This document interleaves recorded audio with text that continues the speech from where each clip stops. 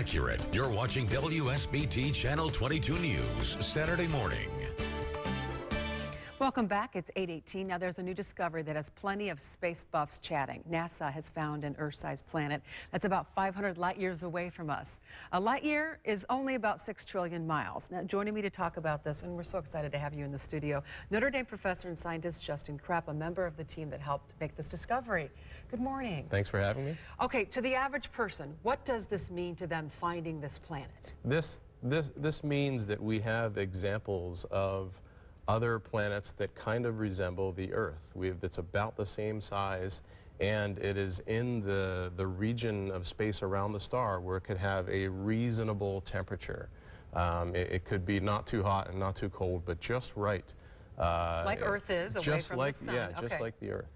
And so leading you to believe possibly then there are forms of life. Yeah, one can speculate there might be forms of life. This planet is likely very old, so it's had the opportunity to develop life. We think it took around 1 or 2 billion years to develop life on Earth, and this planet is around what's called an M star, a red star that is lower luminosity than the sun, which means it burns its hydrogen very stably, very slowly.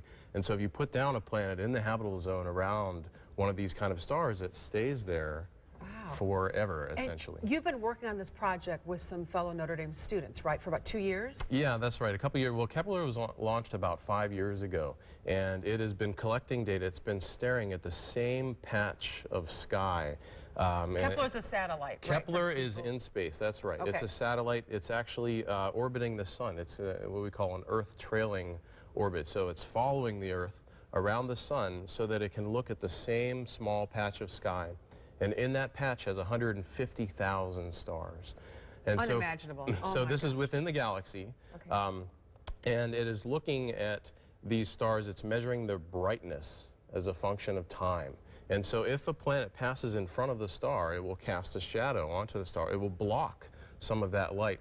And Kepler can measure that decrement in flux at unprecedented levels. And so it was designed from the outset to be sensitive to Earth-like planets, which means objects that have around the radius of one Earth. And indeed, it is sensitive to those, and we're just now coming around to finding them because we have to wait a very long time to see several of these events. Several of these, we call them transits, when the planet actually passes in front of the star, to be sure that this is actually a planet. And then there's additional work to do to verify that signal, which we suspect is most likely a planet, and this is where I come in.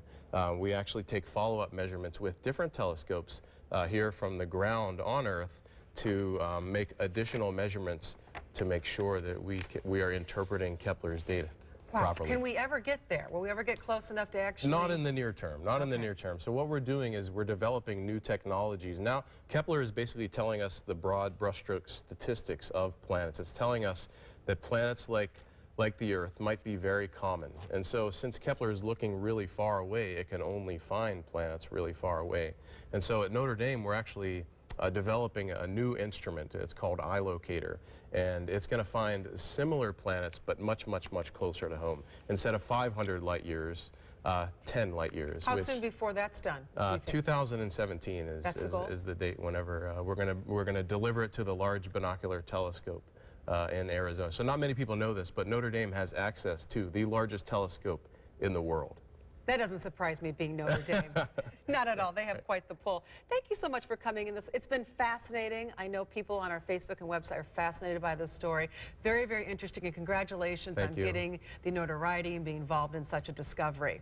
We'll be sure to follow your future. Thank you so much. It's a lot of fun. And if you'd like to read more about this interesting discovery, there's a wonderful article in the South Bend Tribune. Our reporting partners, Madeline Buckley, does a story in Friday's edition, so check that out.